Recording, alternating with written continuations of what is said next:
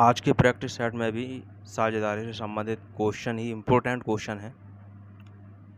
सारे क्वेश्चन आपको मिलेंगे और वीडियो को पूरा देखें, बिल्कुल समझ में आएंगे सारे क्वेश्चन। मोस्ट इम्पोर्टेंट क्वेश्चन है ये, वो क्वेश्चन है जो पिछली टीजीटी और पीजीटी कॉमर्स की परीक्षाओं में आ चुके हैं। शुरू करते हैं पहले क्वेश्चन को। पहला क्वेश्चन आप यहाँ देख रहे हैं कि नए साझेदार के प्रवेश के समय जब एक ख्याति खाता खोला जाता है तब पुराने साझेदारों को जमा दी जाती है। यहाँ पर ऑप्शन दे रखे हैं, नए अनुपात में, पुराने अनुपात में, त्याग अनुपात में, पूंजी अनुपात में।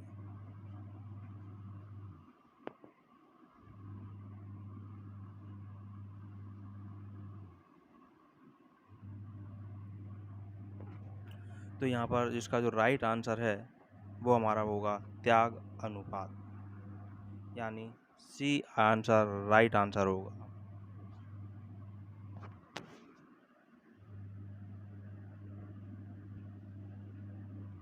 अगला क्वेश्चन है बहुत ही इम्पोर्टेंट क्वेश्चन है, बहुत महत्वपूर्ण क्वेश्चन है। एक सहकारी समिति के पंजीकरण के लिए आवश्यक सदस्यों की न्यूनतम संख्या होती है।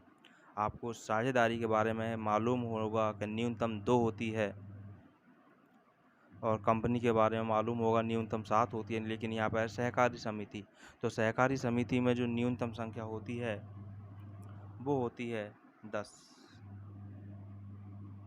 और इसके लिए भी एक अधिनियम है, वो अधिनियम है 1912। देखें, सहकारी समिति अधिनियम 1912। अगला क्वेश्चन, साझेदारों द्वारा किए गए आहरण पर ब्याज की गणना हेतु निम्न विधि का प्रयोग किया जाता है। तो यहाँ किस विधि का प्रयोग किया जाता है वो हमें देखना है। आहरण पर ब्याज, आहरण पर ब्याज के लिए गुणनफल विधि का या गुणन विधि का प्रयोग किया जाता है।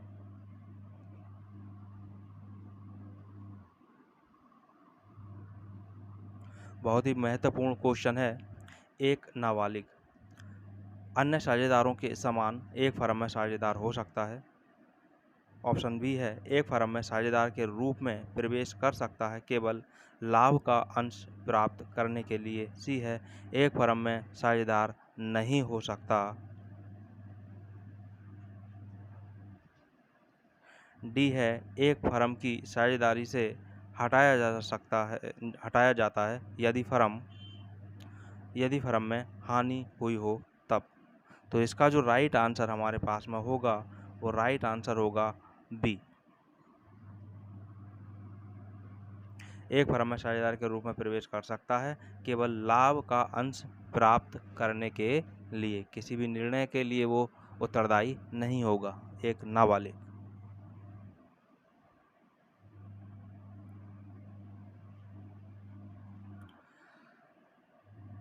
अपने निहित अधिकार के अंतर्गत एक साझेदार फर्म की ओर से दूसरों के साथ भागीदारी में प्रवेश कर सकता है। वी, फर्म के व्यवसाय से संबंधित किसी विवाद को पंच निर्णय के सुपुर्द कर सकता है।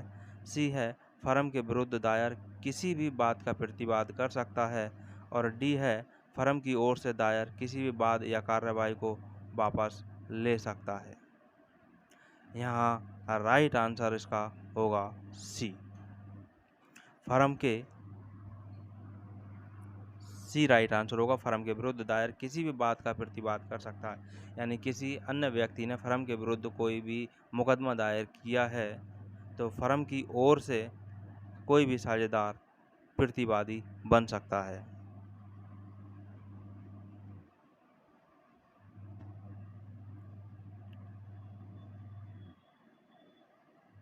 अगला क्वेश्चन है, वयस्क होने पर यदि एक अवयस्क साझेदार फर्म में साझेदार के रूप में बने रहने का चुनाव करता है तो अब फर्म के ऋणों के प्रति दायी होगा अपने।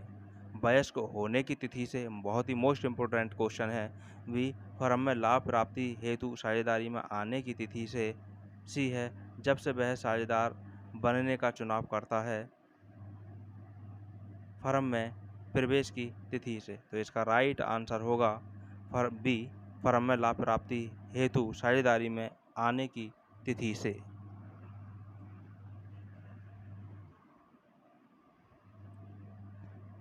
क्वेश्चन नंबर 7, पुराने साझेदारों द्वारा त्यागे गए शेयरों का योग को दिए गए शेयरों के बराबर होता है। किसको दिए गए, ये हमें देखना है। नवीन प्रविष्ट साझेदार को, सेवानिवृत्त साझेदार को, या पुराने साझेदार जो अब सेवानिवृत्त होने जा रहे हैं उनको, या मृत साझेदार को। तो यहाँ जो राइट आंसर होगा वो हमारे पास राइट आंसर होगा ए, नवीन प्रविष्ट साझेदार को, यानी जो नया साझेदार आया है उसके शेयरों का योग पुराने साझेदारों द्वारा त्यागे गए शेयरों के योग के बराबर होगा।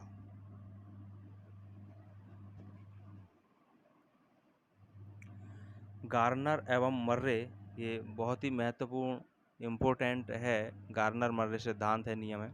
गार्नर एवं मर्रे नियम के अनुसार साझेदारी फर्म के विघटन की दशा में ऋण शोध क्षमताधारी साझेदार दिवालिया साझेदार की कमी को किस अनुपात में वहन करेंगे।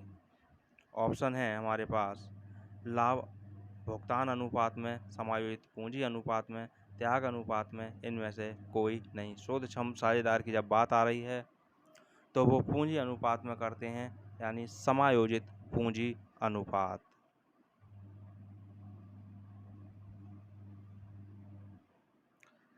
फर्म के विघटन पर इसकी संपत्तियां वसूली खाते में हस्तांतरित की जाती हैं।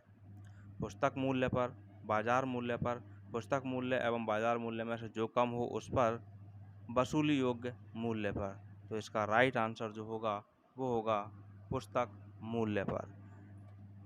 पुस्तक मूल्य बाजार मूल्य में से जो कम होता है वो स्टॉक जो तैयार होता है उसमें सी राइट आंसर होता है, लेकिन यहाँ स्टॉक की बात नहीं है, इसलिए पुस्तक मूल्य पर है संपत्तियों का।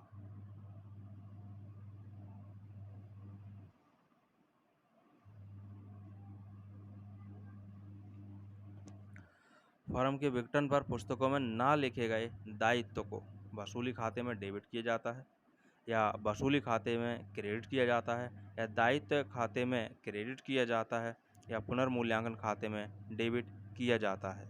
इसका राइट आंसर हमारे पास होगा वसूली खाते में डेबिट किया जाता है। क्वेश्चन को एक बार देख लें। फर्म के विघटन पर पुस्तकों में ना लिखे गए दायित्व को, जो पुस्तकों में नहीं लिखा गया है ऐसा दायित्व वसूली खाते में डेबिट किया जाएगा।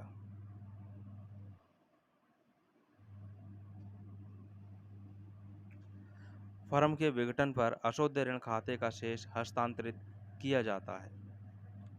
सामान्य संचय खाते में, देनदार खाते में, वसूली खाते में, या साझेदारों के पूंजी खाते में। तो यहाँ राइट आंसर होगा सी, वसूली खाते में।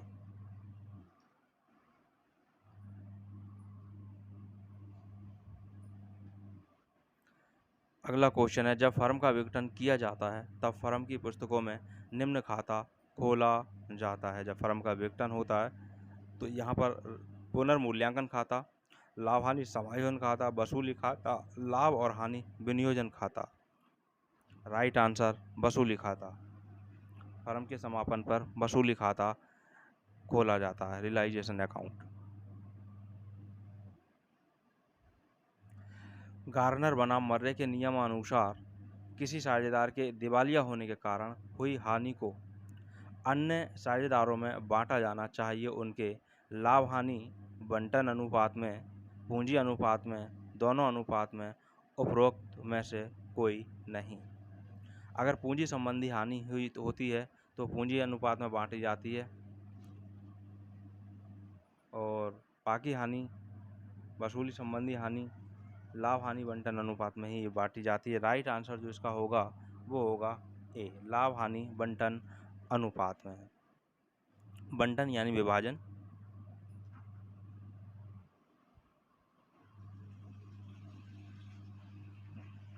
आंसर देख लिया होगा आपने स्क्रॉल करते हुए।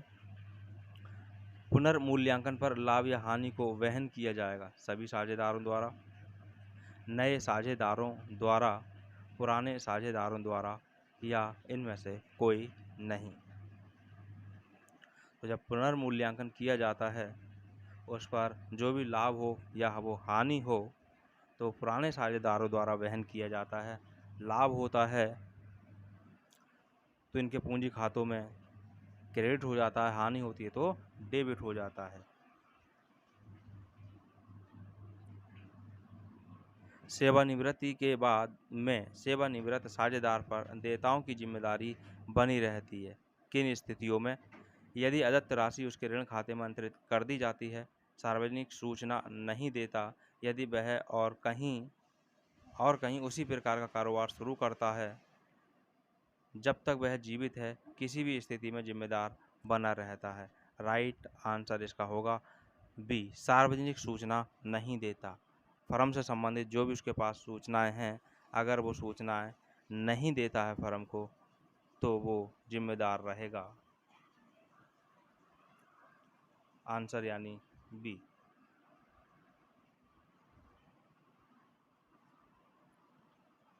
फर्म के ऋणों के लिए साझेदारों का दायित्व होता है।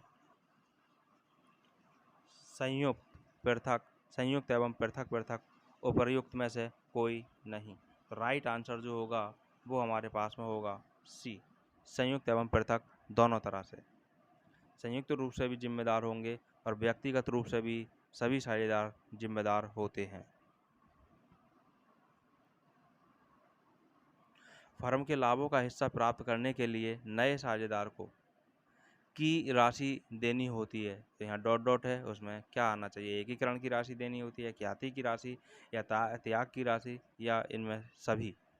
तो यहाँ राइट आंसर होगा, मालूम होना चाहिए जब नया साझेदार आता है तो वो ख्याति की धनराशि, ख्याति में से जो भी उसका प्रीमियम बनता है वो धनराशि लेकर के आएगा और पूंजी की धनराशि लेकर आएगा। तो पूंजी यहाँ दिया नहीं रखा है, यहाँ दे रखा है ख्याति, तो ख्याति की धनराशि यानी बी ऑप्शन यहाँ पर राइट होगा।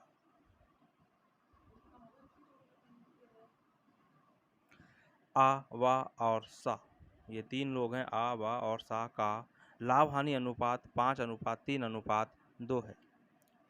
बा के अवकाश ग्रहण करने पर आ तथा सा का लाभ हानि अनुपात होगा। वो अनुपात क्या होगा? ये बहुत ही इजी क्वेश्चन है, इंपॉर्टेंट क्वेश्चन है।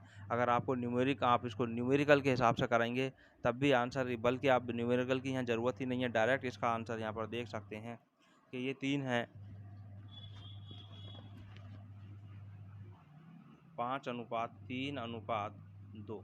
यहाँ पर अवकाश जो ग्रहण कर रहा है वो कर रहा है बा, तो इसको हटा दें तो हमारे पास जो राइट आंसर बचा 5:2। तो 5 अनुपात अब देख लेते हैं, 5:2 सी ऑप्शन में है, तो इसका राइट आंसर सी होगा।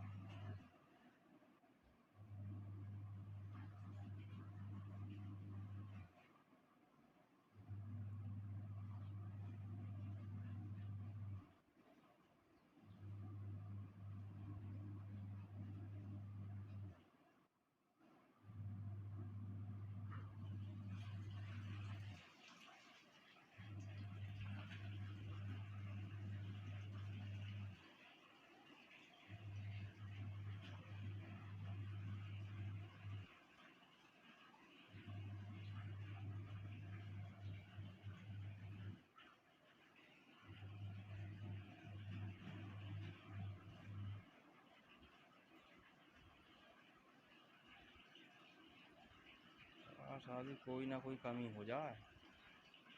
19 क्वेश्चन होगा, एक पे साला पता नहीं कहाँ उंगली टच हो गई।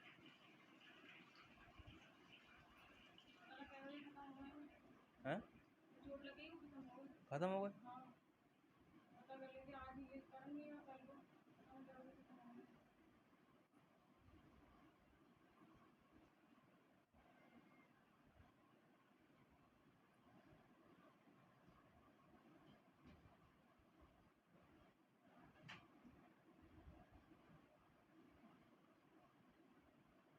कल तो लेकर गए ही थे वहाँ पे, कल तो लेकर गए थे TMU।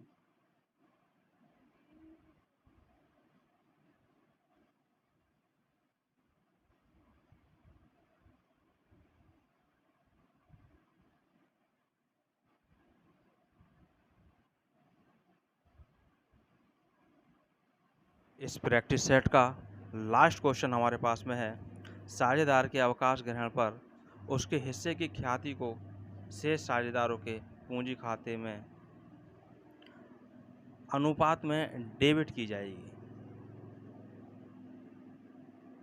अवकाश ग्रहण करने के बाद त्याग, लाभ प्राप्ति अनुपात, पुराने अनुपात या नए अनुपात। तो यहाँ राइट आंसर होगा बी, लाभ प्राप्ति अनुपात। यहाँ एक बार देख लें, साझेदार के अवकाश ग्रहण करने पर, जब एक साझेदार ने अवकाश ग्रहण कर लिया है तो उसके हिस्से की ख्याति को शेष साझेदारों के पूंजी खाते में लाभ प्राप्ति अनुपात में डेबिट की जाएगी। जब कोई साझेदार आता है तब पुराने साझेदारों के खातों में वो ख्याति की धनराशि को क्रेडिट कर देते हैं, जब दाता है तब वो डेबिट की जाती है। तो यहाँ पर डेबिट की जाएगी, लेकिन लाभ प्राप्ति अनुपात में।